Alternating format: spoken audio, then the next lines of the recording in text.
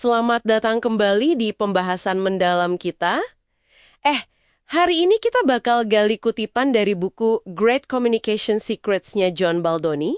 Ya, buku yang menarik ya. Betul, kita fokus ke bab 1 soal apa sih sebenarnya komunikasi kepemimpinan itu, plus ada studi kasus keren banget soal Winston Churchill. Churchill. Si singa yang mengaum untuk rakyatnya ya?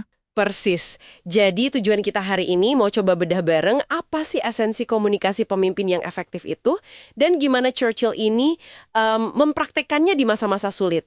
Siap ya? Siap, mari kita lihat.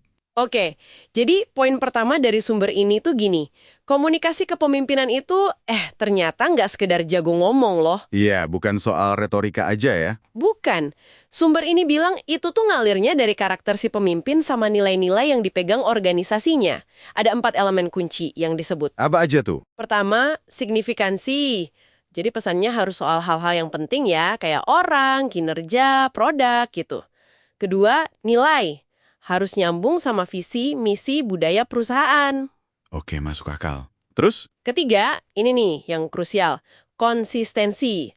Apa yang diomongin sama apa yang dilakuin itu harus sejalan. Dan terakhir, perlu ada irama, maksudnya komunikasinya rutin, sering, nggak cuma sesekali aja. Menarik. 4 poin itu ya. Nah, ngomongin soal konsistensi tadi, itu dampaknya gede banget ke kepercayaan ya kan? Iya banget. Sumber ini kasih contoh yang menurut saya pas banget. Ada bos yang bilang, oh karyawan itu aset paling berharga buat kita. Tapi prakteknya sehari-hari dia mimpin pakai rasa takut. Wah. Nah ini nih yang disebut kesenjangan kredibilitas. Omongannya kedengeran bagus, tapi kelakuannya bikin orang ngerasa, kok gini ya? Beda ya antara yang diomongin sama kenyataan. Betul. Dan ini langsung merusak fondasi kepercayaan. Padahal kan inti komunikasi kepemimpinan itu ya bangun trust itu. Kalau kata sama perbuatan gak sinkron, ya susah. Nah, ngomongin contoh nyata yang kuat, buku ini angkat Winston Churchill. Pas dia jadi Perdana Menteri Inggris, Mei 1940, itu kan Inggris lagi, wah, gentung banget ya. Iya, masa-masa tergelap katanya. Sumber ini nyebut dia komunikator alami. Emang jago, dia menggambarkan situasi, kasih sudut pandang, terus dibungkus jadi cerita gitu.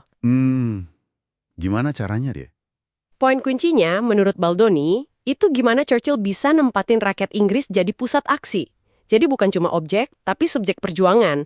Dia kasih rasa kepemilikan atas nasib mereka sendiri. Oh, jadi biar nggak merasa nggak berdaya gitu ya di tengah perang? Persis. Itu bukan cuma pidato semangat, tapi lebih ke pemberdayaan. Bikin orang merasa, oke, ini perjuangan kita bersama. Yang menarik juga dari metodenya Churchill ini, sumbernya nyebut pertanyaan tanpa henti. Relentless querying gitu istilahnya. Oh, maksudnya gimana tuh? Nanya terus? Iya, nanya terus sampai ke akar-akarnya. Ada cerita spesifik nih soal investigasinya tentang emblem resimen. Tahu kan emblem yang di seragam tentara itu? Iya, iya. Kenapa memangnya? Jadi, kantor Angkatan Darat waktu itu mau ngelarang emblem itu, katanya sih buat hemat kain. Tapi Badan Perdagangan bilang, suplai kain nggak ada masalah kok. Lah, terus? Nah, Churchill nggak berhenti di situ. Dia nggak cuma terima jawaban permukaan. Dia tanya terus, kenapa emblem ini penting? Digali terus. Ternyata, bukan soal kainnya. Terus soal apa dong? Soal esprit de corps. Semangat kesatuan, moral pasukan. Emblem itu simbol kebanggaan buat mereka. Wah, dalam juga ya. Jadi dari emblem bisa nyampe ke moral pasukan? Betul. Ini runjukin gimana pemimpin yang punya rasa ingin tahu besar itu bisa paham mengapa suatu isu penting. Bukan cuma apa isunya.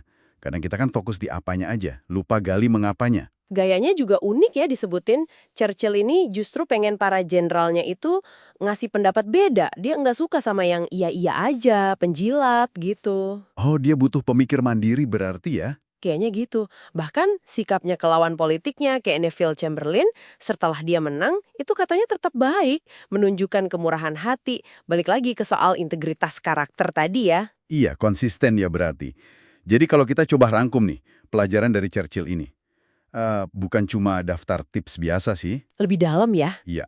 Pertama, gimana caranya kita kasih orang rasa kendali, rasa memiliki atas nasib atau situasi mereka. Kedua, kekuatan pesan kunci yang diulang-ulang konsisten. Repetisi itu penting ya. Yang gede banget, bertanya terus. Iya, iya. Nah, semua ini kalau ditarik benang merahnya, ya balik lagi ke definisi awal tadi.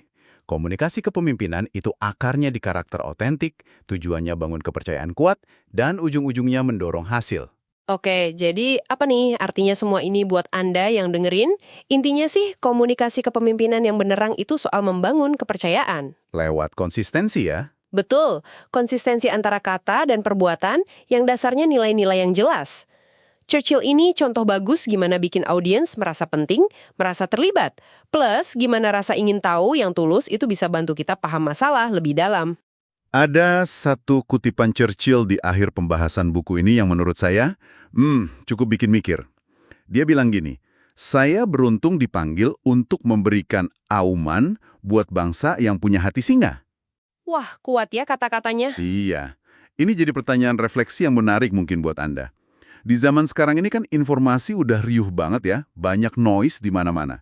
Gimana caranya seorang pemimpin bisa secara otentik ngeluarin auman yang bisa bangkitin hati singa dalam diri orang lain? Maksudnya bukan cuma nambahin keramaian aja gitu ya? Serius, bukan sekedar bikin bising, tapi benar-benar memberdayakan, menggerakkan.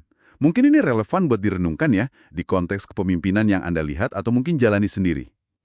Sebuah pemikiran penutup yang sangat menarik. Oke, terima kasih banyak sudah menyimak pembahasan mendalam kita kali ini. Sampai jumpa di kesempatan berikutnya.